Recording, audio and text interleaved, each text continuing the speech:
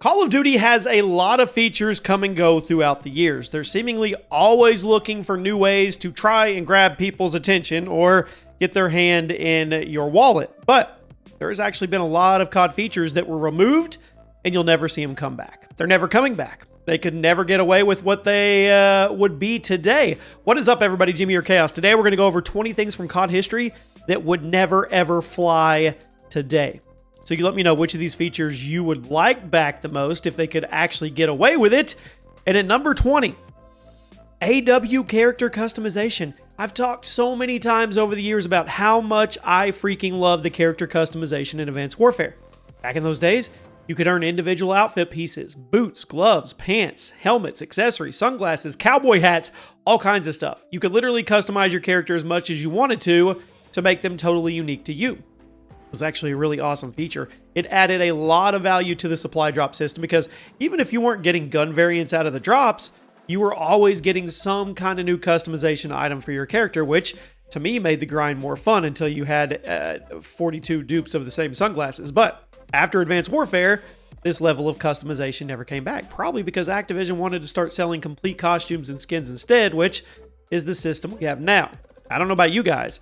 I much prefer having full control over how my character looks, and in a perfect world, we would have the option to do full character skins or custom character of our own creation. But, of course, money speaks louder than player feedback, obviously, and that is why Advanced Warfare level character customization would never fly today.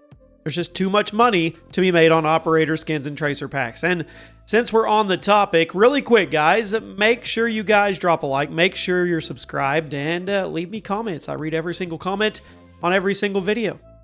At number 19, supply drops. Supply drops. Don't get me wrong.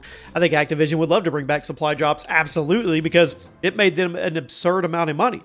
With how much the public hates gambling mechanics now, I don't think they could ever get away with it, and that's why supply drops have not been back since Black Ops 4. I mean, supply drops, if you weren't around, used to be the RNG-based system for getting new cosmetics and post-launch guns. And in the Advanced Warfare and Black Ops 3 era, they were super exploitative. New weapons could only be obtained by getting lucky in a supply drop, and those new weapons were almost always overpowered, which I'm sure was a total coincidence every single time it happened, right? In the late 2010s, there was a huge push worldwide to get rid of RNG-based microtransactions, and Activision, they saw the writing on the wall. So they got rid of them starting with Modern Warfare 2019, and they never looked back. Now, they still make their money. They just charge you out the butt for gun camos and operator skins. And honestly, at this point, I'd be okay with supply drops coming back as long as they were cosmetic only. I understand why they were removed, but with how expensive and ridiculous the skin shop has gotten in COD over the last few years, I just don't see how the supply drop system could be any worse, and at least it would shake things up and give you something to grind for, but that's probably just me, and I'm probably in the minority when it comes to that opinion. At number 18, uncensored clan tags. Who remembers the days when you could literally put anything on your clan tag as long as it was 4 characters or less? Now, this was not only a really fun way to show unity with your friends or with the random people you've been playing with, was also a funny way to get reactions out of people in the game chat. You make your clan tag something stupid, but now there's a lot of moderation on clan tags to the point that hardly anybody uses them anymore, assuming they're even an option. I don't even know. I mean, you're going to hear a lot in this video about changes that were made to Call of Duty for the sake of protecting people's feelings and preventing conflict in the game chat, and this was one of the most obvious things that needed to go, I guess, at least in the eyes of Activision. I mean, what if a small innocent child saw a 4-letter swear word on somebody's clan tag? What would happen to their brain? I don't know. I mean, never mind the fact the small innocent child probably shouldn't be playing Call of Duty in the first place, but you never know. And before we move on, guys, I did want to really quick pay my respects to Vince Zampella. If you didn't see, he got in a horrific fatal car accident and did not make it. And if you don't know who that is, he is the founder of Call of Duty. He's the founder of Respawn Entertainment. He was a juggernaut in the FBS world of gaming. So just wanted to pay my respects. And yeah, that one hit a little closer to home. I think he was only 55 years old. At number 17 today, Martyrdom. Now, if you've ever played COD 4 or Modern Warfare Remastered, you're probably very familiar with Martyrdom because it's one of the most annoying aspects of the entire game. This was a perk that would make it so you dropped a live grenade on your body every time you died. Now, later games adjusted Martyrdom, so it was a death streak, meaning it only happened if you died something like 4 or 5 times in a row. But back in COD 4 and World at War, now that I think about it, Martyrdom could be a permanent part of your class. It made the grenade spam so much worse than it needed to be. Something like this would never fly in Call of Duty now. If the COD devs tried to put Martyrdom back in the game as a core perk, I mean, you realize how pissed off the community would be. Actually, now that I think about it, it would be kind of funny. At number 6, Teabag Encouragement. You might not believe this. There was once upon a time where Call of Duty encouraged teabagging and other toxic behaviors. I know, don't tell anybody. There was even an entire commercial for COD Ghost based around teabagging. I mean, do you really think Call of Duty now would run an ad like that? Do you really think Call of Duty would encourage you to teabag enemy players? No, they probably just banned your account for it. At number 15, Last Stand. Now, on one hand, I do see why Last Stand was put in the game. On the other hand, really don't know why it took so long to be removed from the game. It debuted in COD 4. It was brought back in World at War and Black Ops 1 as core perks, meaning you could drop to the ground with a pistol every single time you died, allowing you to get a lot of cheap kills because you basically had a built-in drop shot that the game would do for you for free. It essentially rewarded you for dying. That's what it did. Modern Warfare 2 and Modern Warfare 3 removed Last Stand to the death streak category, but I don't think that fixed the problem because they still fundamentally clashed with the flow of COD's multiplayer. They quite literally rewarded you and little Timmy for dying by giving you a nearly instant drop shot that the enemy would never see coming and often couldn't even react to because your character would be invincible for a second or two. The Last Stand should have been deleted after one game, and since we're on the topic, at number 14, Deathstreaks. Could you imagine the outrage from the community if Deathstreaks were ever brought back? Just imagine Modern Warfare next year and they say we're bringing Deathstreaks back. If you were lucky enough to never experience these, they were part of Classic Modern Warfare 2 and Modern Warfare 3.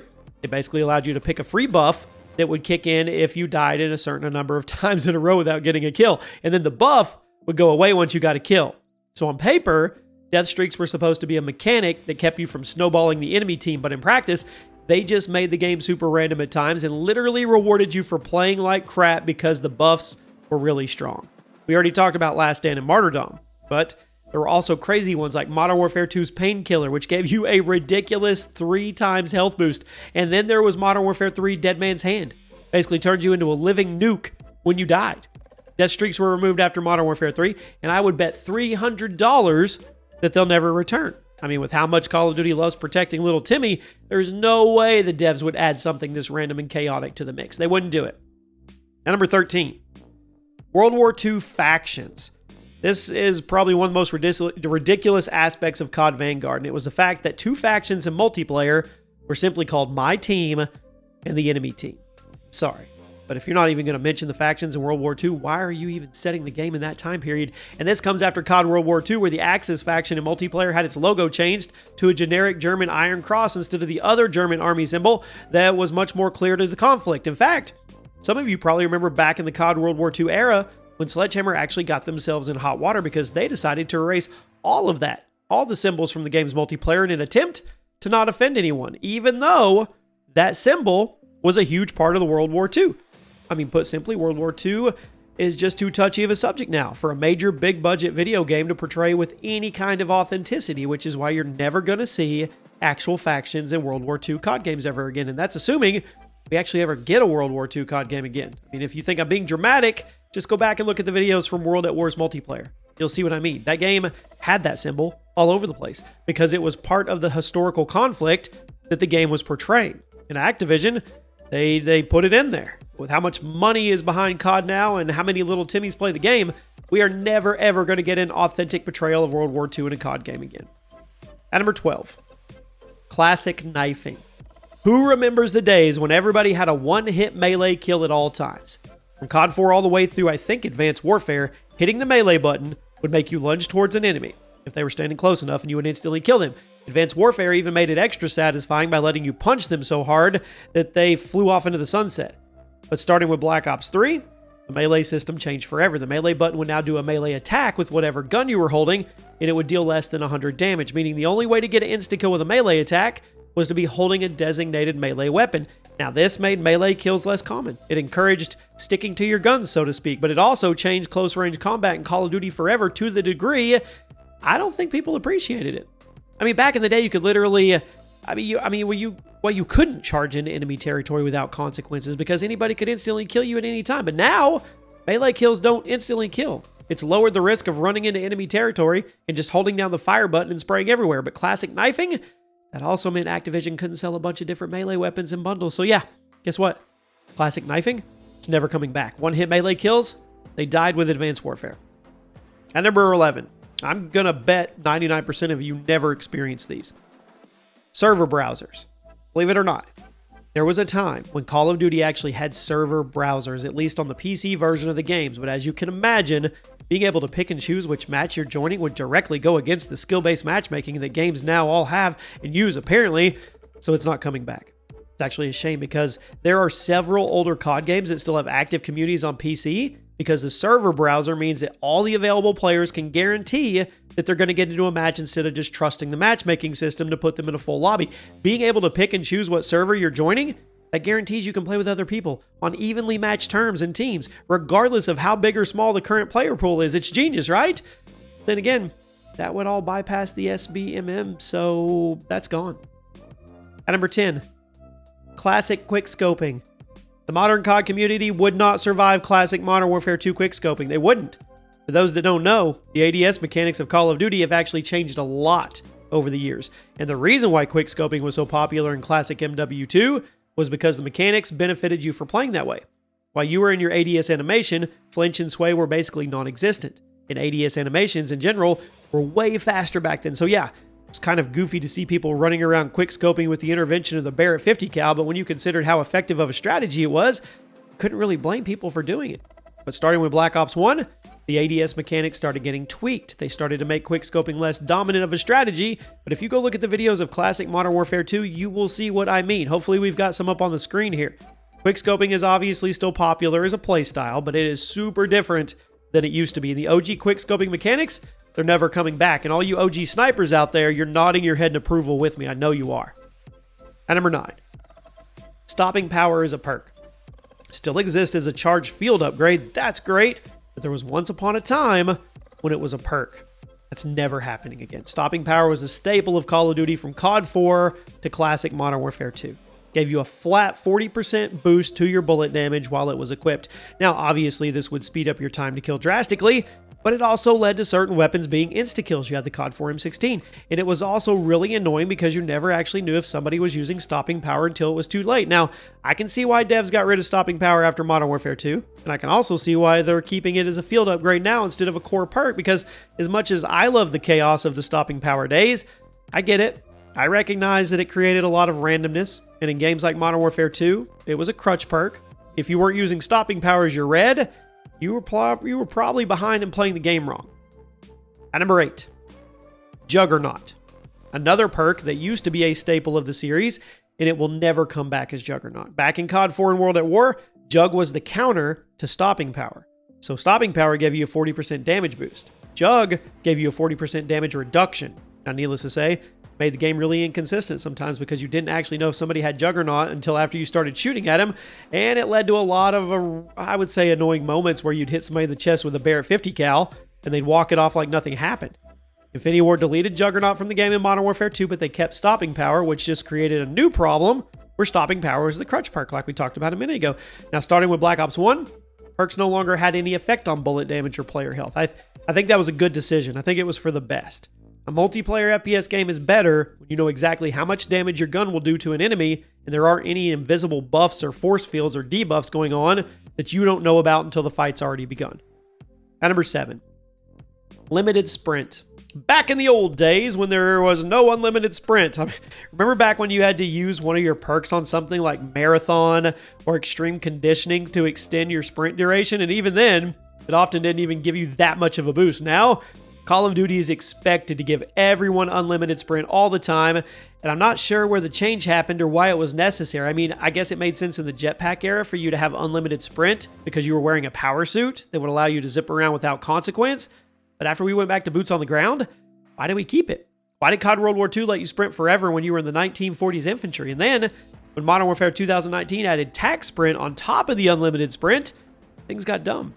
Personally, I'd like to see the limited sprint mechanic of Classic COD come back somehow, but I don't think it's coming back ever. Everybody is used to sprinting all the time now, and with the TikTok brain rot game design of Modern Warfare or Modern COD, I really doubt the devs are going to do anything to slow movement down. It would probably feel just crazy.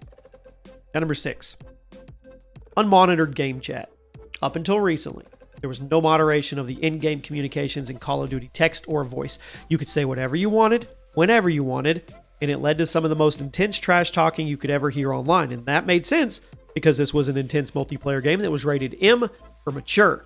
The game was made for adults, so it wasn't going to moderate what those adults were saying to each other, because if you didn't want to get yelled at or you didn't want to hear naughty words, the developers trusted that you were an adult with a working brain, so you could just click the mute button. But a few years ago, Activision started implementing some really intense moderation of the text and the voice in Call of Duty. Putting certain words in the text chat can get your account flagged. There's even AI monitoring your voice now, so you could get in trouble if it catches you say something inappropriate in your microphone. And not only is that really creepy, it's also unnecessary in a game that is allegedly made for adults. If the game is rated M for mature and there's swearing in the base game, you shouldn't be getting in trouble for swearing in the game chat. That makes no sense. But the game chat is monitored now, and there's no way that moderation is ever going away now that it's here. And since we're talking about communication, let's stick with chat. At number 5, chat. Forced game chat. Yeah, good luck getting that back. Used to be a central part of Call of Duty. Certain playlists would literally kick you out of your console's party chat and force you into the game chat so you could talk to your teammates and the enemy players in between matches. This made for the most super social toxic thing ever. You had to coordinate with your teammates in the more serious modes like search and destroy, and if you didn't want to talk to them, you could hit the mute button. But starting in the mid to late 2010s, COD phased out forced game chat for all but a couple playlists, and now I think it's pretty much gone. The game is less social than ever. I mean, I guess part of that was simply because people are using third-party apps like Discord to talk to each other when they play. I just don't understand who was hurt by forced game chat in game modes like Search and Destroy or party modes like Gun Game. I mean, with how hard COD monitors the game chat now and how concerned they are for protecting little Timmy, I have serious doubts that forced game chat is ever going to come back to the degree it was. But man, if you were in those lobbies, but you needed to have your iron suit on. At number 4, Custom Gun Camos. Back in Black Ops 3, we had the original version of the Gunsmith. You could make a custom build of your gun and save a certain attachment combination, but you could also create custom paint jobs for your weapons, which would allow you to totally make custom camos and show them off to the world. Some people got super creative with the custom camos, and there was an entire subculture of the COD community that was just spending hours on custom camos, showing them off on social media.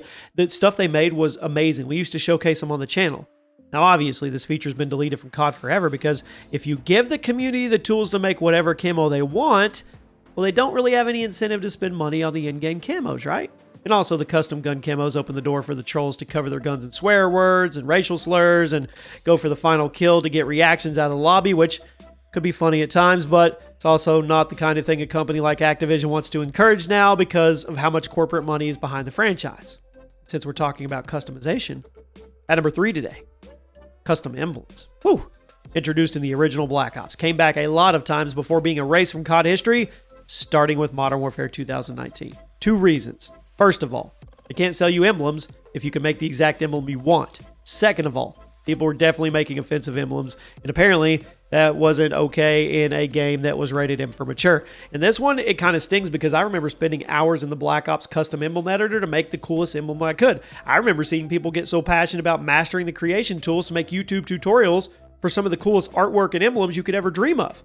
But at the end of the day, of course, Activision's more concerned about making money off of Timmy, and Timmy won't buy an emblem if he could just make a cool one. And I guess we do need to protect little Timmy from seeing an offensive emblem in a game that's only supposed to be for adults. Apparently, that's what needs to happen. What happened? Why is COD so focused on making sure people aren't offended?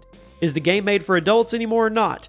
I mean, the game is bloodier and gorier than ever before, except for World at War, and the in-game characters swear more than they ever did, but at the same time, you can get banned for swearing in a game chat that they don't want you to make offensive emblems? I don't know.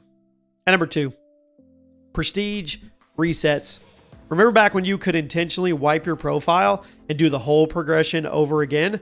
Back in the Black Ops 2 days, this was actually pretty common, and people did it a lot. You would hit max prestige, wipe your account in the barracks, and then do it again. Today, The entire COD formula is based on constant progression. You're never allowed to stop progressing, because if you stop progressing, you might not want to buy something from the store. I mean, that's the whole reason they got rid of Prestige in the first place, right? And sure, they brought Prestige back, but when you compare the Prestige system in a game like Black Ops 2 or 3 to the Prestige system in Black Ops 6 or 7, you probably see what I mean when I say something's missing. Being able to reset all your progression and start from square one goes against the live service aspect of the modern COD formula, so guess what? Doesn't make money? It's not coming back. And at number 1 today, the most important thing that you'll never see again is connection-based matchmaking. I mean, Black Ops 7 basically solidified this. They told us they were doing open connection-based matchmaking, and then they pulled the rug out from under us and gave us a weird light SBMM playlist instead.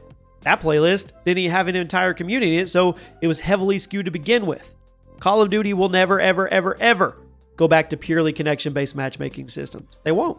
I mean, I have my doubts that they're going to keep open matchmaking in Black Ops 7 for much longer because of how small the player base is dwindling down with the sheer number of people leaving the game for greener pastures. I mean, Activision is obsessed with skill-based matchmaking and engagement-based matchmaking, and as much as they know that everybody hates it, they're not getting rid of it. Call of Duty will never go back to truly connection-based matchmaking. They'll give us this weird open matchmaking garbage and then tell us we don't actually want it because it's not actually fun because their internal data says otherwise. There you have it, my friends. Those are 20 things you'll probably never see for the good or for the worse in Call of Duty. I'll see you soon.